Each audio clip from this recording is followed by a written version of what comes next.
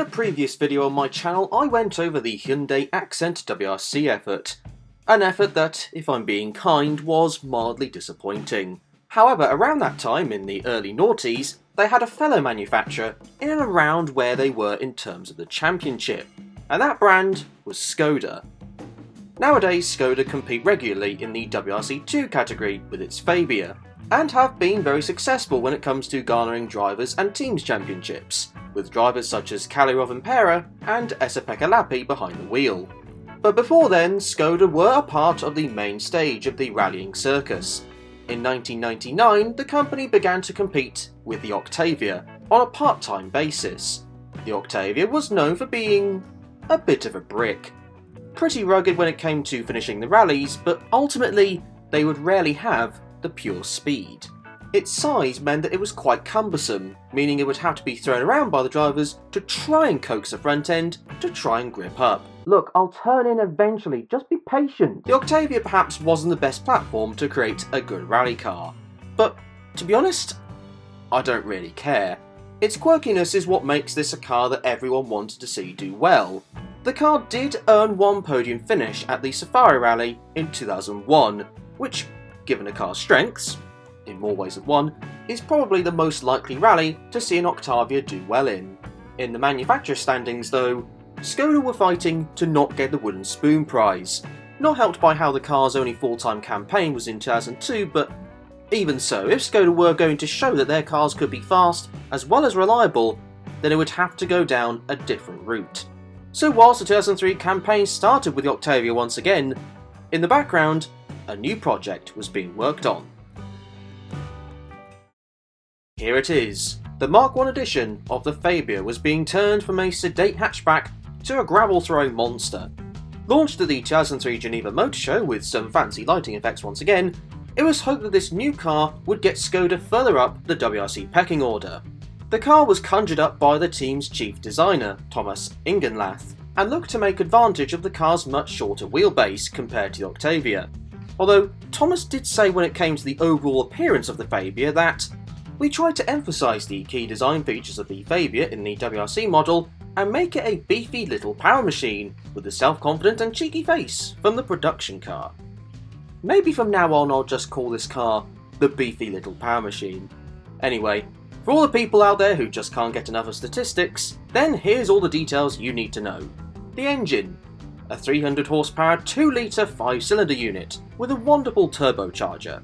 It also has McPherson suspension components, a 6-speed sequential gearbox, 4-wheel drive, I mean realistically what else would it have been, and a weight of 1,230 kilograms or 2,712 pounds. The two drivers for this effort would be the same ones who started the year in the Octavia, those being Tony Gardemeister and 1994 world champion Didier Auriol, who came out of retirement to join this effort. When both the drivers came around to testing the car, here's what they had to say, starting with Tony.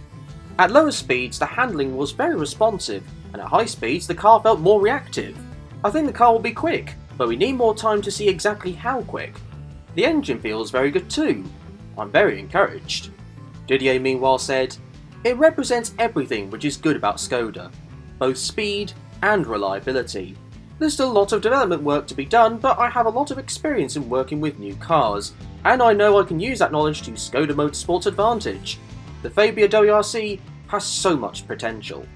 During the testing phase, the chief engineer, Dietmar Metrick, said, "This is a very important project for us, and we don't want to rush it. We will only compete with the car when we are ready." The aim was to try and get the car ready for the last quarter of the season, but it still seemed that they wanted to take their time with it. And who can blame them? They at least had the Octavias on standby if necessary. However, the car was going to make its debut seemingly earlier than expected. Its first rally would be the 2003 Rally Deutschland, which was round number 8 of the 14-round championship. Even in preparation for the event, Tony said, "The car is coming out earlier than some people expected, but I think the time is right for us to test ourselves against our competition rather than keep on testing." In fact, the car had had 15 days of testing prior to its debut in Germany. Perhaps it's fair to say that this was still testing, just in a more public form. and you get to see how you fare against the competition, and I guess you could also say vice versa. For them, the aim would have probably been to have completed all the stages without incurring any mechanical gremlins, which didn't happen. On stage 7, Didier Auriol retired with some form of engine problem. However, for Tony Gardemeister, he was able to get a bit further. Stage 13, before a drive shaft broke. Whilst he was able to carry on, the right rear wheel became blocked and the gearbox seized, which meant that the best idea for the team was to retire the car. Weak top suspension mounts were what befell the Fabia, at least in its asphalt configuration. As debuts go, it was one to forget. But hey, very rarely do debut events for brand new cars ever go well, so hopefully the car would begin to make progress as the season would go on. Especially as the next event was one of the less demanding stops on the tour. Finland. Oh no wait, sorry, I meant the exact opposite of that. Unfortunately, the team would be reduced to one car almost immediately. Auriol completed the super special first stage, but due to an inflamed tendon in his left shoulder, he was in a lot of discomfort, so withdrew from the event and went to France for treatment. This left Škoda with just Tony Gardemeister to try and secure a good result. Or at least, finish, which he couldn't. The Fabia stalled at the start of stage 13 and couldn't get going again. Maybe 13 really is an unlucky number for this car. That wasn't the end of the weekend though, as his co-driver Paavo Likander was hosting an all-star charity hockey event, which whilst mostly full of ice hockey stars, also included Tony Gardemeister. Unfortunately, Tony broke a bone in his arm during said match, meaning that for Australia, he'd be having a small cast on his right wrist. Not the most promising of starts this, is it? But even so, it can only improve from here. In this rally, both cars did get to the finish, but not completely without fault. A shock absorber issue befell Didier on day 2, but he would lose even more time after that when a rock would damage an oil cooler to the hydraulic system, meaning he would have to revert to the manual gearbox instead of the flabby paddle system. Tony would get to the end without any issues, but wasn't very keen on his Fabia's slidey handling behaviour, partly because of his setup, but also because he couldn't really use his right hand all that much. Didier would finish 12th, whilst Tony would get 11th. Back to asphalt now in San Remo, and Tony was pretty much back to full fitness. Although, whether he was fully fit or not, it wouldn't have made any difference to him having any chance of saving this moment, which was caused by a brake issue on stage 2. Unsurprisingly, he was a DNF, unlike his teammate Didier Auriol, who did get to the finish, but would end up in 12th place. A stall, along with a hydraulic issue on the final stage, would hamper his event. The car handled really nicely, but Didier said, "We still have to find more performance from the engine to make the most of this good handling."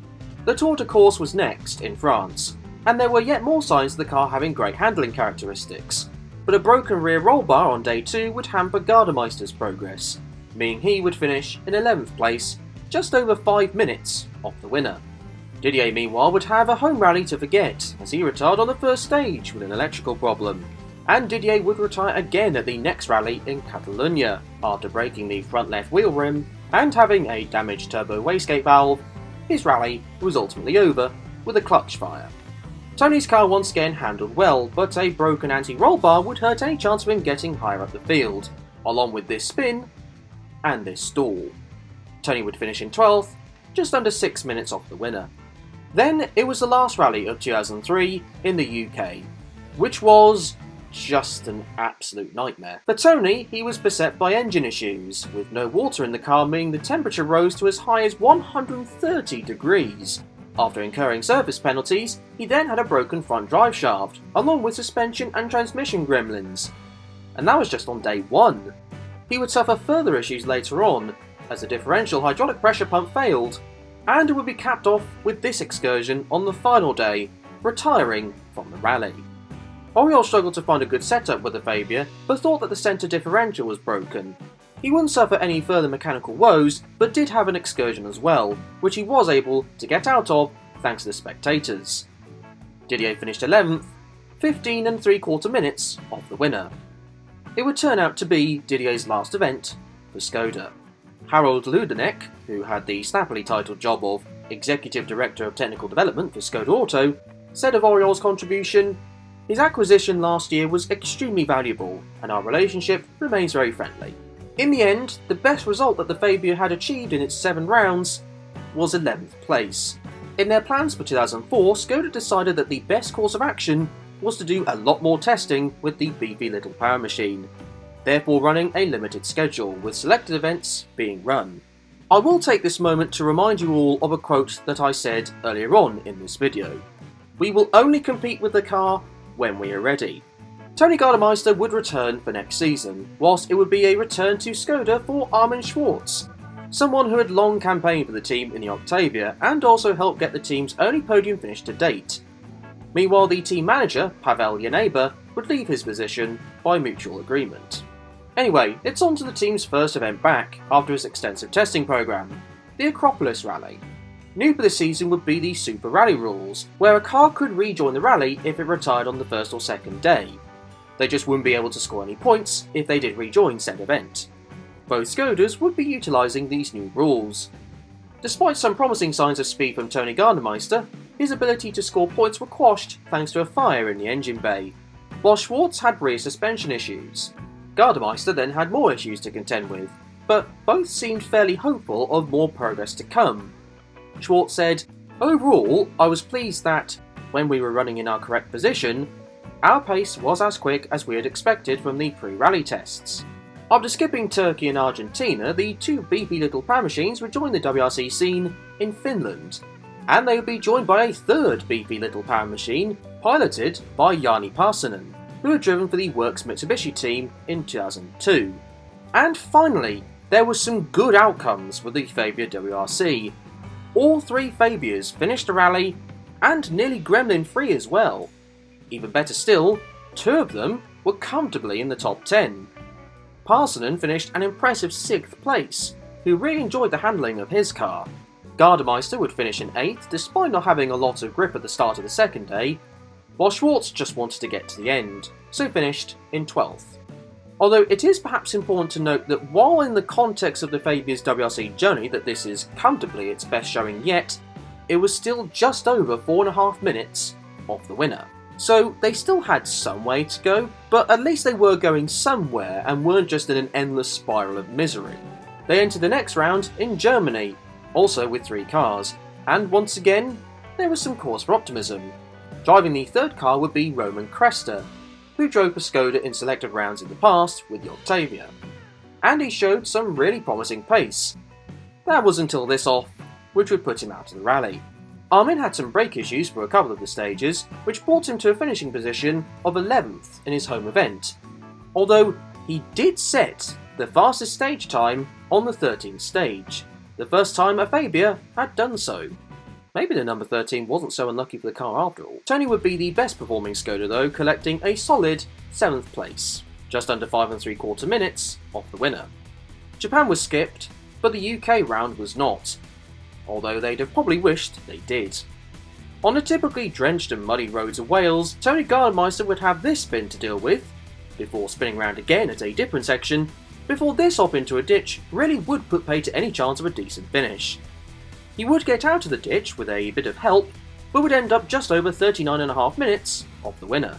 He at least completed the rally without going into the Super Rally rules, unlike his teammates, who in Parssinen's case would have the rally concluded with a hydraulic issue in the third Fabia, whilst Armin Schwarz would have this role on stage 7. In Italy, Toni wouldn't get beyond the first stage, with suspension damage caused by a rock leading him to retire, while Schwarz would then break the left side steering arm on a rock during stage 8. Whilst he and his co-driver repaired it, the wishbone broke during the road section to stage 9, meaning they too would retire from the rally.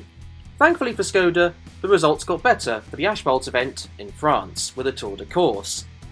Armin Schwarz would end the rally in 8th place, albeit just over 9 minutes off the winner, whilst Toni Gardemeister was in 9th, albeit this spin didn't help his cause. Then it was on to the final rally that the team would do, after deciding not to travel to the final round in Australia. For the Rally Catalunya in Spain, 3 cars would be entered once again, with the third car being piloted by Jan Kopecki, who did a few outings in the Octavia the year prior. Unfortunately, he would retire due to collecting some rocks during the final stage of day 1. Armin and Toni though would have quiet rallies, finishing 11th and 9th respectively, although Toni was getting more of a fever as the rally went on, so not exactly the way he would have wanted to have bowed out of Škoda. And I do mean bow out of Škoda, because, as it turned out, for 2005, Tony was going to be driving for the Ford team. Schwartz though would be staying with the Czech manufacturer for 2005, who had decided that they were going to go for a full season with the new Fabia for the first time. Škoda's head of motorsport, Martin Muellermeyer, said, "This is a positive step for the whole WRC, and I am sure that our customers and fans around the world will be equally delighted that our motorsport program is to continue. However, we can now not relax, and, indeed, we must increase our efforts to ensure that our short-term future can be extended to the medium and long term." The second car would be shared by 3 different drivers: Jani Parsonen, who you've seen already, another Finn in Jani Tuohino, who had driven in a couple of rallies for Ford in 2004, and Frenchman Alexandre Beng, who was the French Asphalt Rally champion in 2003. Schwartz reckoned that the car could win rallies in the future. I'm sure the car can win. There's nothing on the car that should stop that. The car just needs a regular and steady development. Given the encouraging signs of performance shown in 2004, it's easy to understand if there was some optimism from the Škoda camp as to what progress could be made in 2005 with its beefy little power machines. But how would they get on in the first round of Monte Carlo? The answer? Not brilliantly. The first day was plagued by a few issues. Schwartz had a sticking throttle for the first couple of stages, which cost him time, along with somehow having an issue that caused the inside of the Fabia to be turned into a sauna. Whilst Alexandre had an even worse start. A hydraulic issue meant that the car's start-line launch control system didn't give the Fabia the launch that would be typically desired. A spin also didn't help. After finishing the first day 12th and 15th respectively, Martin Muellermeyer said, "We have had some small but costly technical problems and our drivers have made some mistakes. So I hope that these things are now behind us and we can improve our results over the remaining 2 days of this rally." It didn't really get much better. Alexandre would improve his position, but he would suffer another spin and clonked a wall before concluding the rally in 9th place, despite setting a couple of the fastest stage times. It would be much worse for Schwartz though, as he would crash on stage 7, rolling the Škoda over, and ended up with the German in some discomfort. He was taken to a hospital in Nice as a precaution, but did hurt his left shoulder in the accident. Schwartz though was confident he'd be driving one of the 3 Fabias for Sweden, but that ultimately did not end up happening. Instead, it would be Jani Tuohino, Jani Parsonen, and Matthias Ekström driving the beefy little power machines. And yes, you did hear that correctly, the 2004 DTM champion would be taking part in this event in a fully backed manufacturer effort. Ekström, however, suffered power steering issues midway through day 2, which would cost him an opportunity at a point scoring finish. Parsonen and Ekström would end the rally in 9th and 10th place respectively. For Tuohino, his rally ended on the final stage, after an off-camera accident during the penultimate stage brought too much damage to his Fabia. However, for Rally Mexico, the new 2005 version of the Fabia was launched. Along with a different aerodynamic package, it was also lighter and had a new turbocharger, plus some other additional upgrades. But this didn't stop Jani Parsonen having this off, causing him to be 29 minutes off the winner. Schwartz, meanwhile, would finish in 9th. Tuohino's New Zealand rally didn't start brilliantly, thanks to the electronic connection to the throttle not connecting too well, due to an ECU failure leading to an ECU change, costing him a 50-second time penalty for leaving the surface area too late. That though would end up being entirely irrelevant, as a damaged turbo would cause him to retire from the rally. Schwartz had a quiet event and ended up in 10th place. Both Fabias also retired from the Sardinia rally in Italy, with Tuohino having an off-camera accident and Schwartz's clutch letting go on stage 10. It was a tricky rally for Schwartz again in Cyprus, thanks to the alternator belt coming off on stage 3, and he then went off due to a rock in the middle of the road and got stuck. Tuohino also had issues, in his case due to the turbo pipe coming loose, meaning a loss of power. He would finish 9th, Schwartz finished 13th. Turkey was also quite the struggle. Schwartz retired with suspension issues, with Tuohino also having the same problem. Although at least in his case, he was able to carry on to find some unhelpful windscreen wiper blades. At this point in the season, Škoda were languishing behind their next closest competitors in Mitsubishi. 22 points ahead were the Japanese brand. But Schwartz was optimistic for Greece. "I would hope we were able to fight for maybe 5th to 6th to 7th places on our own performance this weekend, and get it to the end. But they didn't. Well, Schwartz at least got to the end, but finished in 18th place, not helped by an engine issue on the first day. For the Finnish drivers of Jani and Jani, their rallies would be over early. Tuohino's event concluded thanks to a rock damaging the clutch, whilst for Parsonen it would be a much more dramatic exit from the rally, gradually rolling over an almost sheer drop, before thankfully coming to a stop on all fours. Jani Parsonen and his co-driver Jani Weinecker got out of the crash unscathed. They would return to the next event in Argentina, before clipping some rocks and breaking a wheel, thus retiring. Schwartz had a strut mount break which impacted his performance on the first day, and ultimately he would finish in 16th. Any sort of optimism that was had after 2004 had long gone away, with Martin Mühlmeier saying, "I will not accept a similar result in Finland or Germany, which are two of our most important events. From last year we know what the Fabia WRC can do on those rallies." Unfortunately, it was yet another difficult event for the beefy little power machines, although they did find new ways of having setbacks. In Finland, the Mitsubishi of Gigi Galli went off the road. A common thing to have happen. But luckily the hardy Finnish spectators are always on hand to try and get you out of trouble. Their work isn't instantaneous, however, as the Škoda of Jani Parsonen soon discovered when he came across the Mitsubishi almost completely blocking the road. Jani tried to get by, but would end up getting stuck himself on the ditch off the other side of the road. He was helped back on the road by the spectators, and very sportingly by Gigi and his co-driver Guido D'Amore. This would be academic though, as he would later retire on stage 5 with a collapsed wheel caused by a jump. Tuohino and Schwartz would get to the end, and with very few mechanical issues. Schwartz was 11th, whilst Tuohino was 10th, 6 minutes and 42 seconds off the winner. During the Germany weekend, Schwartz announced that he would be retiring from the sport at the end of the season, although he'd have hoped his home rally would have gone better than it did. On day 2, he had this fairly undramatic spin, however his car's clutch would later be damaged.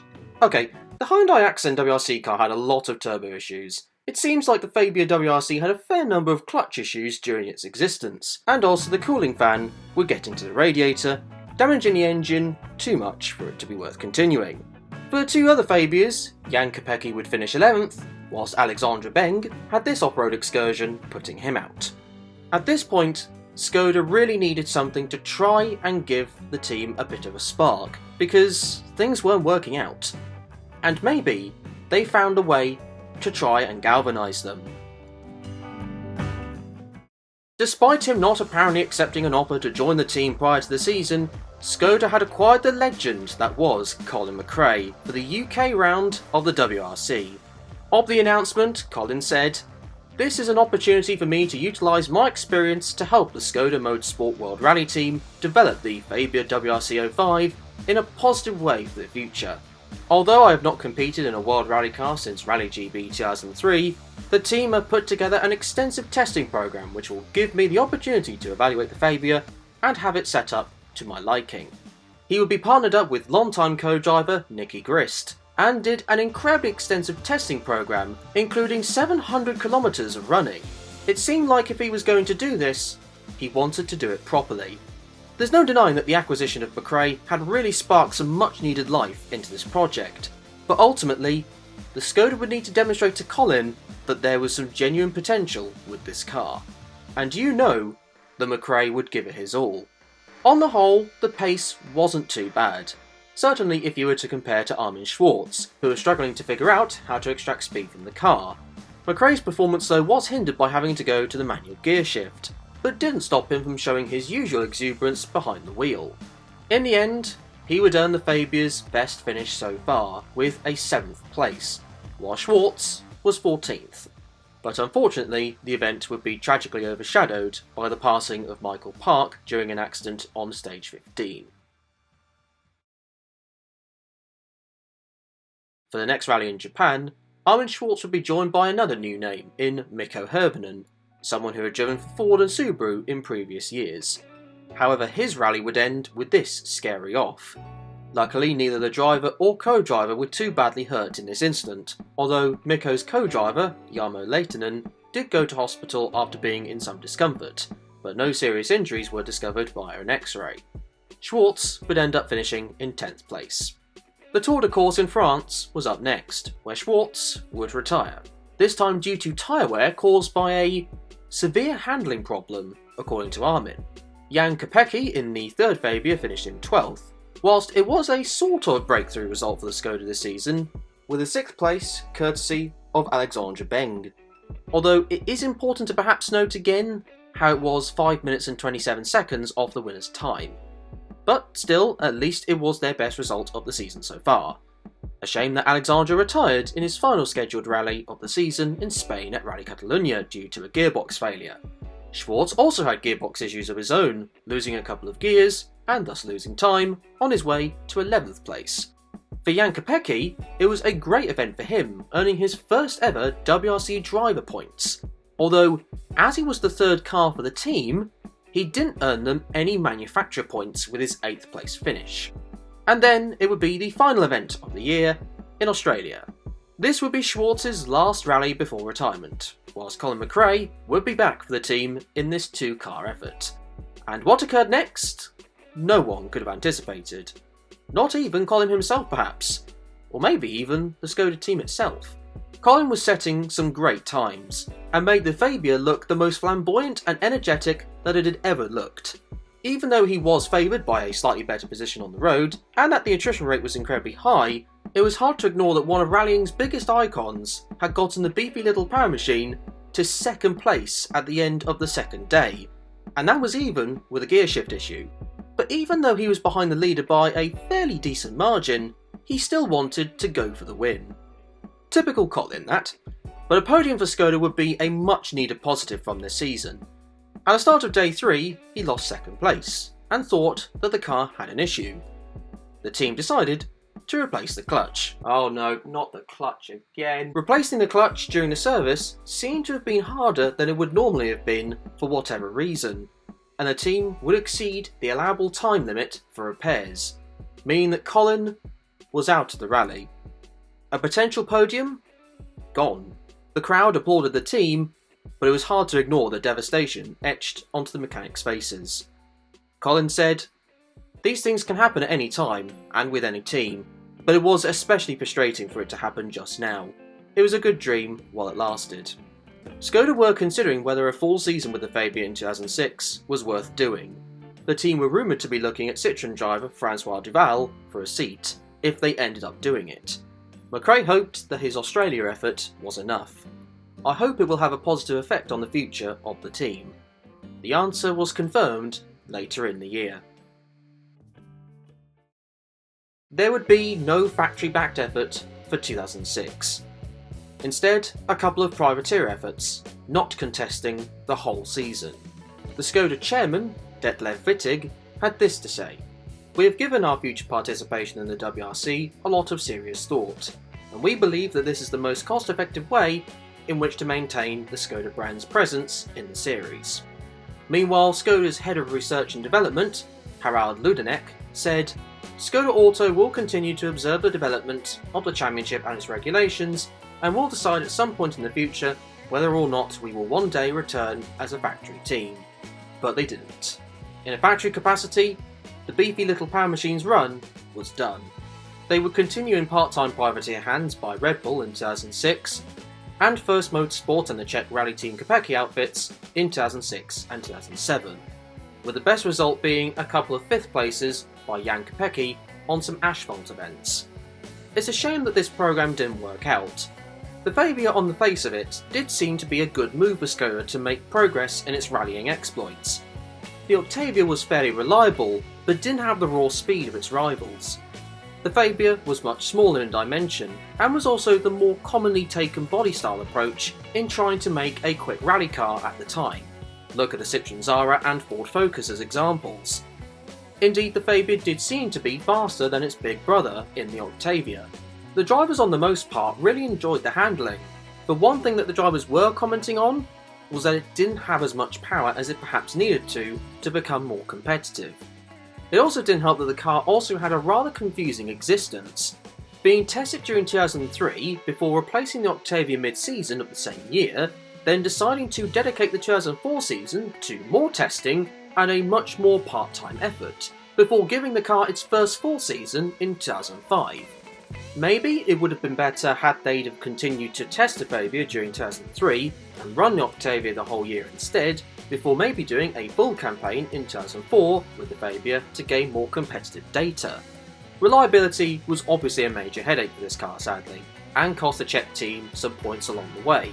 But the raw speed though just didn't seem to materialise, apart from its last ever rally in factory-backed hands. I know he was assisted by a number of retirements, but there was no denying that Colin McRae gave the Fabia an injection of energy. The car wasn't a rally-winning contender just yet, of course, but did Colin demonstrate that there was genuine potential if Škoda were inclined to give it another factory-backed year in 2006? Or was it just a fluke one-off occurrence? All I can say is that whilst this was a cool car and one that seemed to warm to a lot of people's hearts, ultimately, the results that it did achieve weren't all that fabulous. With all that being said though, and terrible puns aside, that is going to be it for this video. Thank you very much for watching, and well done for getting to the end as well. Although, if you did skip to this point, then I don't say I blame you. What are your thoughts on the beefy little power machine? Cool while it lasted? Or are you glad to see the back of it, and wish they'd have kept the beefy big power machine and the Octavia going instead? Say down in the comment section below. Also, if you did enjoy this video, then I would be enormously appreciative if you did hit the like and subscribe buttons, because this video took nearly a month to create. In the meantime though, until the next video, be kind to each other and enjoy the rest of your day.